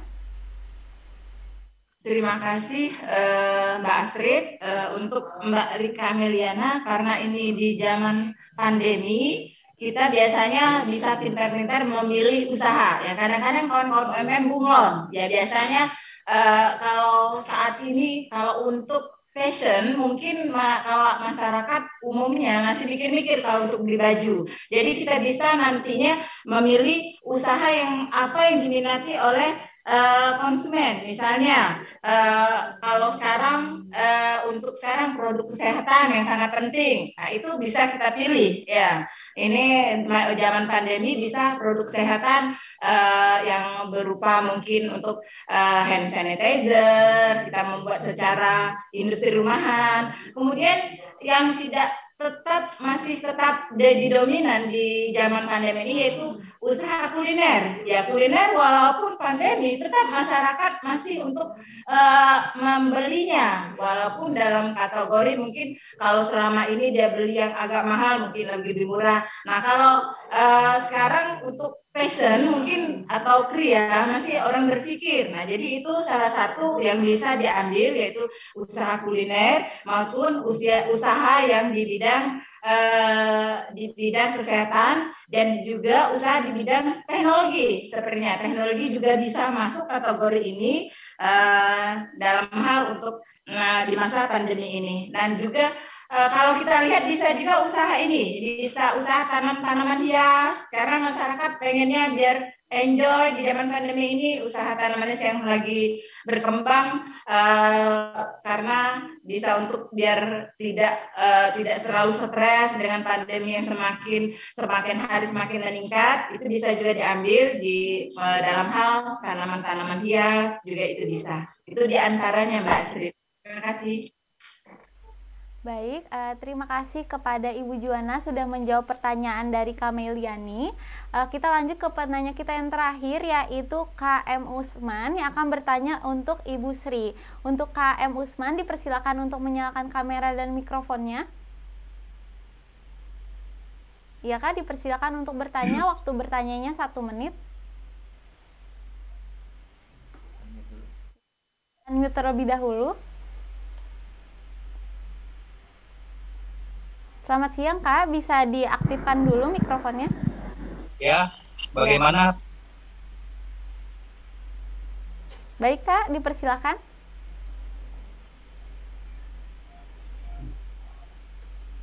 Yuk Pak Usman.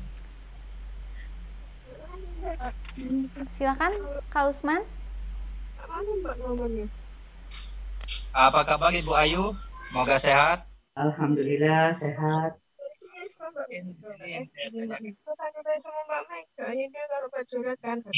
Langkah kita menghadapi salah satu para pedagang yang tidak mengerti masalah gadget dan apa sih yang bisa kita buat agar mereka mampu bersaing di zamannya gadget sekarang ini di digital. Mungkin mereka kebanyakan orang awam yang tidak paham masalah gadget untuk mengikuti persaingan perkembangan zaman. Mungkin itu saja. Makasih Bu. Terima kasih Pak Usman. Baik, dipersilakan untuk Ibu menjawab pertanyaannya. Waktu menjawab 2 menit. Siap, terima kasih. Terima kasih Pak Usman. Beliau adalah Ketua Kampung KB Layang-Layang yang super aktif dari awal pandemi sampai sekarang ya, dengan jahenya yang sangat populer. Begini Pak Usman, memang tadi menjadi kendala seperti yang dikatakan oleh Mbak Lee, masih ada, atau Ibu Joanna juga tadi bicara bahwa masih ada masyarakat atau pelaku yang belum mengerti IT secara maksimal. Nah, ini tentunya Pak Usman sebagai perpanjangan tangan untuk teman-teman UMKM di lapangan dan lebih dekat ke masyarakat, mungkin bisa dikumpulkan Pak.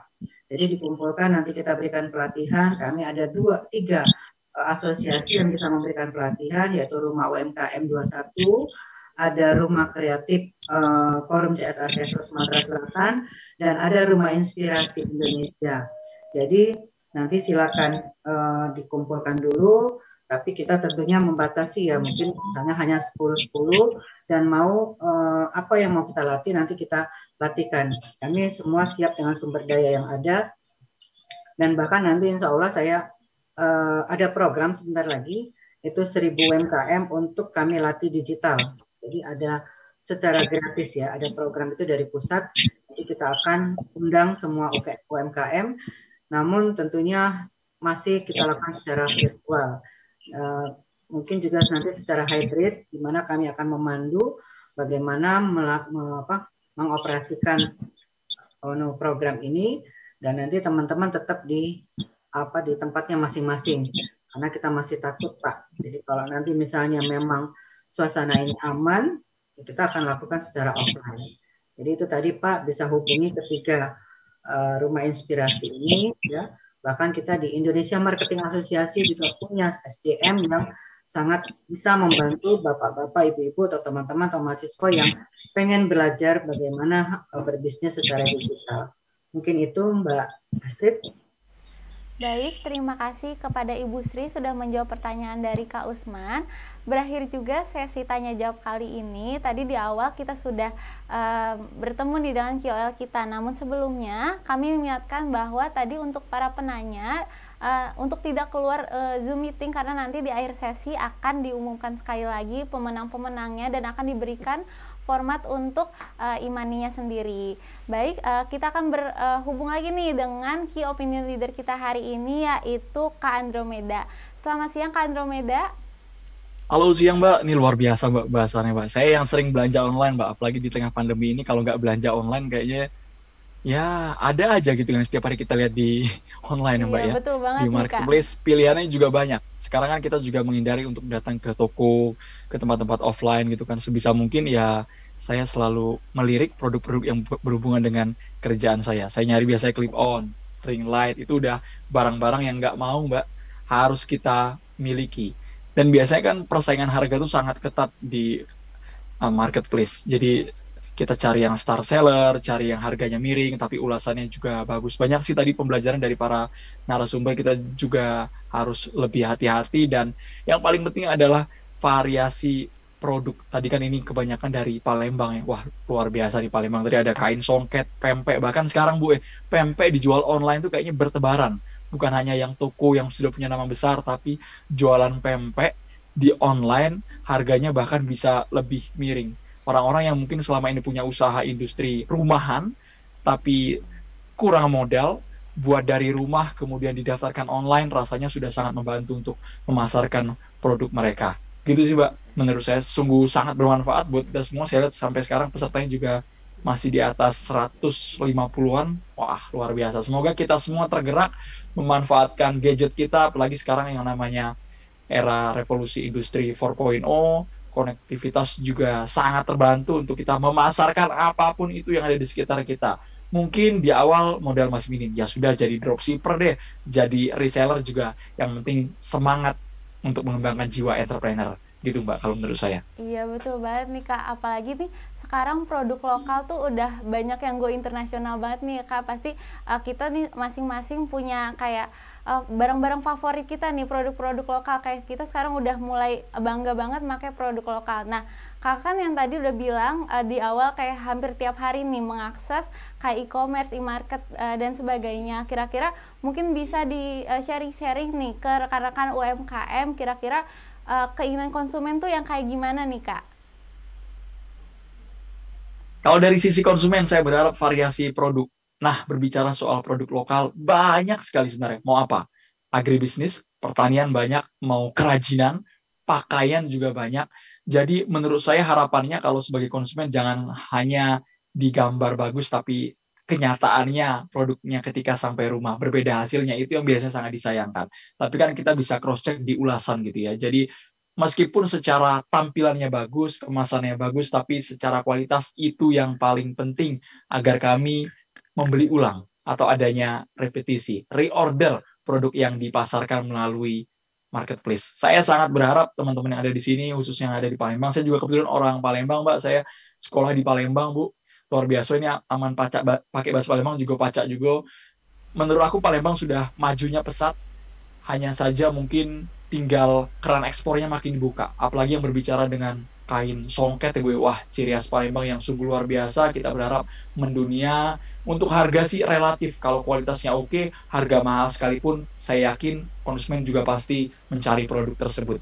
Jadi kita yang memasarkan di online, UMKM sekarang sudah banyak, mau makanan juga banyak, kerajinan, pakaian, bahkan mungkin aplikasi startup sudah mulai berkembang semua untuk membantu pedagang-pedagang kecil agar bisa berjualan via digital. Menurut saya kualitas yang harus nomor satu, Mbak. Sama pelayanan, fast respon juga penting. Jangan sampai kualitasnya bagus, kita DM, kita WA, tapi slow banget responnya. Itu yang biasanya membuat konsumen menunggu lama, akhirnya beralih ke toko lain. Jadi, kualitasnya dipertahankan, kemudian fast respon kepada konsumen, kemasannya juga harus optimal. Gitu sih Mbak, kalau menurut saya. Wah, pas banget nih ya Kak, ternyata Kakak asli Palembang ya, jadi mungkin nih bisa menampung nih aspirasi-aspirasi orang Palembang yang pengen belanja-belanja online ya Kak. Bener banget Mbak, wah kalau Palembang Mbak, rasanya kalau nggak ngirup cuko sehari itu ada yang hampa lah dalam kehidupan Mbak ya. Bener banget Kak, itu bener-bener kayak jadi semua orang tahu mengenai pempek Palembang itu sangat populer sekali. Jadi orang dari Jakarta, orang dari Pulau Jawa, dari pulau lain itu pasti banyak banget yang pengen order-order makanan-makanan dari Palembang tentunya. Jadi bisa memotivasi ya Kak ya, rekan-rekan peserta webinar hari ini. Baik Kak, mungkin bisa ditutup dengan closing statement. Dari saya, teman-teman yang sehari ini sudah join, saya berharap teman-teman juga makin berkembang memanfaatkan teknologi ini, karena yang paling penting dari kitanya harus ada effort terlebih dahulu. Kalau kitanya memiliki kemauan, tapi kita tidak melakukan, rasanya akan terhenti di tengah jalan. Dan yang paling penting adalah konsistensi. Ketangguhan kita dalam berjualan online itu adalah konsistensi. Mungkin terlalu banyak produk yang bertebaran di dunia digital, di marketplace. Tinggal kita yang harus jeli mencari produk, kemudian persaingan harga. Kalau bisa ya untungnya tipis, tapi laris manis. Jangan sampai ingin untung besar, tapi yang beli hanya 1, 2, 3 orang. Nggak apa-apa selisihnya dikit kan. Apalagi di Palembang kita bisa banyak belajar. Di Palembang saya yakin pedagang-pedagangnya sungguh luar biasa. Mereka yang penting konsumennya bertahan, jadi pelanggan tetap yang selalu kembali ke toko tersebut. Gitu Mbak, kalau pesan dari saya. Yang penting harus semangat kawan-kawan di Palembang, karena kalau di era digital ini kan borderless, tidak ada jarak. Kita juga meskipun terpisah dari segi waktu, perbedaan lintas negara juga semua bisa kita akses, kita bisa bertemu dengan orang-orang penting, dengan orang-orang yang mungkin di luar jangkauan kita, tapi dengan adanya dunia digital saat ini bisa sangat mempermudah kita untuk berjualan. Baik, terima kasih kepada Kak Andromeda atas sharing-sharingnya hari ini. Semoga nanti kita bisa bertemu lagi ya Kak. Sukses selalu Mbak buat teman-teman semuanya. Amin, terima kasih juga Kak. Baik, tanpa berlama-lama lagi, sebentar lagi nih kita akan mengumumkan 6 orang beruntung yang akan mendapatkan voucher e-money dari panitia dan dari webinar kali ini. Jadi rekan-rekan yang tadi sudah bertanya, dipersilakan untuk menyalakan kamera terlebih dahulu, karena sayang sekali nih jika rekan-rekan sudah bertanya lalu akan dipilih oleh panitia namun tidak on kamera, maka akan digantikan oleh rekan-rekan yang lainnya. Karena tadi saya sudah lihat juga di kolom chat sudah banyak sekali nih rekan-rekan peserta yang sudah bertanya. Berarti antusias Kota Palembang sangat luar biasa nih untuk bertanya mengenai UMKM tentunya. Namun sebelumnya kami ingin mengingatkan bahwa link absensi sudah ada di kolom chat. Jadi dipersilakan untuk para rekan-rekan peserta bisa absen terlebih dahulu, karena sayang sekali jika rekan-rekan sudah daftar lalu sudah bergabung dari awal sampai akhir namun tidak absen lalu tidak mendapatkan sertifikat. Jadi dipersilakan nih untuk rekan-rekan peserta untuk mengabsen di link absensi yang sudah diberikan. Baik, sekarang kami akan mengumumkan nih kira-kira 6 orang yang beruntung siapa saja. Yang pertama ada Kak Silverius, lalu ada Kak Elizabeth, lalu ada Kak Meliani, lalu ada Kak Usman, Kak Widya, dan Kak Henitya. Selamat kepada para pemenang. Bagaimana nih perasaan? Pasti senang-senang semua ya, terlihat nih dari muka-mukanya meskipun pakai masker tapi terlihat pasti sumringah, pada senang-senang semuanya ya. Baik, dipersilakan untuk para pemenang untuk menghubungi host pada meeting ini untuk memberikan nama lalu nomor telepon yang terintegrasi dengan e-money. Dipersilakan untuk mengechat host pada meeting kali ini. Selamat sekali lagi. Baik, kita sudah di penghujung acara. Hari ini kita sudah mendapatkan berbagai macam insight yang berguna bagi kita. Lalu kita juga belajar mengenai apa itu marketplace, lalu juga kita belajar mengenai keamanan digital, kita juga belajar mengenai perbedaan pasar dan e-market tentunya. Dan tentunya ternyata dengan e-market kita juga bisa nih mendapat konsumen bukan hanya dalam satu kota, bukan hanya di dekat rumah kita saja, namun kita bisa lintas pulau, lintas provinsi, lintas negara. Jadi tetap semangat kepada para peserta hari ini. Lalu terima kasih kepada para narasumber-narasumber kita yang keren hari ini. Ada Ibu Leana, lalu ada Bapak Rudi, lalu ada Ibu Juana dan Ibu Sri, dan tentunya KOL kita hari ini ada Kak Andromeda. Terima kasih, dan terima kasih juga kepada partisipan webinar yang sangat keren-keren hari ini yang sudah berpartisipasi dari awal sampai akhir.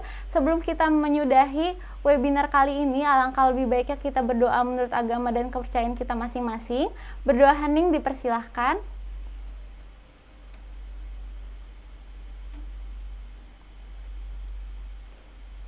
Berdoa hening tidak pernah usai.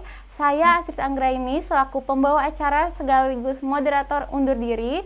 Kurang lebihnya mohon maaf. Salam literasi, Indonesia makin cakap digital. Assalamualaikum warahmatullahi wabarakatuh.